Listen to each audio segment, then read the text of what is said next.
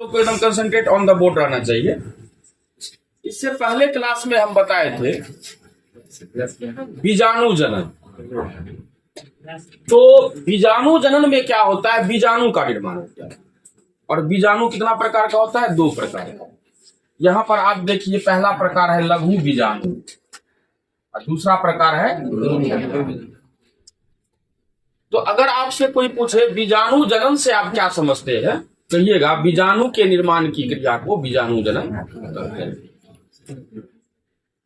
अब उसमें भी अगर पूछ दे लघु बीजाणु जनन क्या है, तो कहेंगे लघु बीजाणु के निर्माण की क्रिया को लघु बीजाणु जनन कहते हैं। अगर पूछा जाए गुरु बीजाणु जनन क्या है, तो गुरु बीजाणु के निर्माण की क्रिया को गुरु बीजाणु जनन कहते हैं। और ये दोनों ही अर्थात लघु बीजाणु जनन अर्थात लघु बीजाणु का किस प्रकार से निर्माण होता है, ये पहले आपको हम बता दिए। इसके बाद है गुरु बीजाणु। गुरु बीजाणु का भी निर्माण किस प्रकार से हुआ था, ये आपको हम बता चुके हैं। दरअसल में बच्चा लोग होता क्या है कि संपूर्ण कोर्स पढ़ लेता है, लेकिन कुछ का अंतर वो नहीं कर पाता है। भले वो रट के एग्जाम में पास कर जाए वो दूसरी बात है, लेकिन नॉलेज नहीं ले पाता है। इसलिए इस फिगर की आवश्यकता पड़ी। अच्छा बताइए, ये जो लघु बीजाणु या परागकण जिसका नाम लिखे हैं, तो हम बताए थे कि ये कोशिका है कि नहीं? क्या है? कोशिका है। कोशिका में भी हम बताए थे कि नर कोशिका, क्या डॉट है? नर कोशिका है। क्योंकि आप देख रहे हैं कि पुष्प में ये पुंकेसर कहलाता है। अब पुंकेसर क्या है? नर जननांग। नर जननांग में जो कोशिका परागकण पाया जाता है लघु बीजाणु धानी के अंदर, जिसको लघु बीजाणु या परागकण कहते हैं, तो ये नर कोशिका है। उसी प्रकार से स्त्री केसर मादा जननांग का नाम है। और इसके बीजांड में या गुरु बीजाणु धानी के अंदर जो कोशिका होता है उसको हम लोग गुरु बीजाणु कहते हैं। तो बताइए, गुरु बीजाणु जो है ये कोशिका है ना, ये नर कोशिका होगा कि मादा कोशिका? मादा कोशिका। एकदम ध्यान से समझिएगा, मादा कोशिका है, फीमेल से। यहां तक और हम बार बार चर्चा करते हुए आ रहे हैं कि नर युग्मक और मादा युग्मक 2 तरह का युग्मक होता है। मनुष्य में भी पुरुष के शरीर में जिस युग्मक का निर्माण होता है अर्थात शुक्राणु क्या है? नर युग्मक। मादा के शरीर में अंडाशय में अंडाणु का निर्माण होता है, वह भी कोशिका है और उसको क्या कहते हैं हम लोग? मादा युग्मक।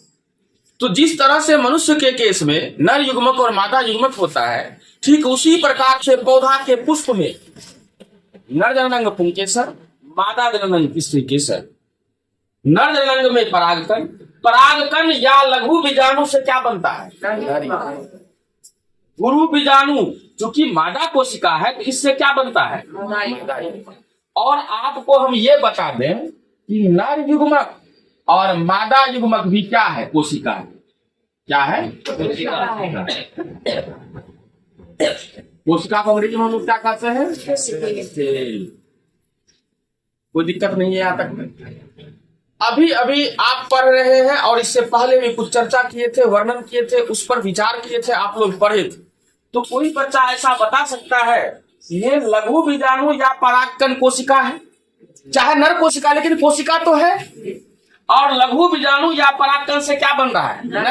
नर युग्मक भी क्या है? तो आप लोग से मेरा प्रश्न यह है कि लघु बीजाणु या परागकण और नर युग्मक ये दोनों ही जो है कोशिका है, तो दोनों में अंतर है। दोनों तो नर का ही कोशिका है। लघु बीजाणु या परागकण भी क्या है? नर का कोशिका। नर युग्मक भी क्या है? नर का कोशिका। नर लगा हुआ है, नर युग्मक मतलब नर का कोशिका। युग्मक क्या होता है? कोशिका होता है। तो एक होता है नर का युग्मक, एक होता है मादा का युग्मक। नर का युग्मक होगा तो उसको नर युग्मक कहेंगे, मादा का युग्मक होगा तो मादा युग्मक कहेंगे, लेकिन दोनों ही क्या है? कोशिका है। अच्छा एक बताइए कि ये युग्मक का जो निर्माण हो रहा है, कितने प्रकार के युग्मक का निर्माण हो रहा है? 2 प्रकार के युग्मक का निर्माण हो रहा है, नर युग्मक और मादा युग्मक। पूछते हैं हम कि नर युग्मक का निर्माण किससे होता है? लघु बीजाणु या परागकण से। लघु बीजाणु या परागकण कोशिका है, नर युग्मक भी कोशिका है, दोनों में अंतर क्या है? What is difference between megaspore और pollen grain and male gamete? मतलब हुआ कि लघु बीजाणु या परागकण और नर युग्मक में क्या अंतर है? पूछ सकता है कि नहीं कोई आपसे? थोड़ा सा दिमाग पर जोर डालिए कि आप पढ़ रहे हैं तो पूछ देगा भाई बताओ तो लघु बीजाणु और नर युग्मक में क्या अंतर है। चूंकि आप एक चीज जान रहे हैं ना कि लघु बीजाणु या परागकण को हम नर युग्मक नहीं कहेंगे। ये नर का कोशिका है लेकिन इसको नर युग्मक नहीं कहेंगे। क्यों नहीं कहेंगे? चूंकि लघु बीजाणु या परागकण से बनता है नर युग्मक। इससे नर युग्मक बनता है। इससे नर युग्मक बनता है, क्या इसको नर युग्मक कहेंगे? मान लो बुढ़िया से मिठाई बनता है तो बुढ़िया को मिठाई कहेंगे हम? नहीं कहेंगे। तो उसी प्रकार से आपको समझना है कि लघु बीजाणु या परागकण से नर युग्मक बनता है। तो आपको बताना है now this time you will have to tell about what is major difference between लघु बीजाणु और परागकण और नर युग्मक। लघु बीजाणु या परागकण और नर युग्मक में क्या अंतर है? Anyone can speak about this? कोई बता सकते हैं क्या? नहीं। अब देखिए हम लोग अपने शरीर पर चलेंगे, उसी शरीर पर चलेंगे, मनुष्य के शरीर पर चलेंगे और उसी को आधार मानते हुए हम इसको समझ लेंगे। वो कैसे? हमने बताया था कि मानव का भी शरीर जो होता है उसमें दो प्रकार का कोशिका होता है, एक कायिक कोशिका, दूसरा जनन कोशिका। कायिक कोशिका मतलब हुआ जनरल कोशिका, और जनन कोशिका हुआ जो प्रजनन में भाग लेता है, शुक्राणु, अंडाणु अर्थात नर युग्मक, मादा युग्मक। अच्छा बताइए तो मनुष्य के शरीर में कोशिकाएं जो होती है तो प्रत्येक कोशिका में कितना गुण होता है? लेकिन मनुष्य का अगर नर युग्मक होगा तो उसमें कितना गुण है? केवल 5, आधा हो गया ना। तो यहाँ पर देख रहे हैं कि जनरल सेल जो है उसमें जो है दुगुना गुणसूत्र है, और जबकि उसका युग्मक का बात करेंगे उसमें क्या है? उससे आधा गुणसूत्र है। तो अंतर हुआ कि नहीं? तो गुणसूत्र में अंतर होता है। ठीक उसी प्रकार से आप जानिए जो पौधा होगा उसके प्रत्येक कोशिका में जितना गुणसूत्र होगा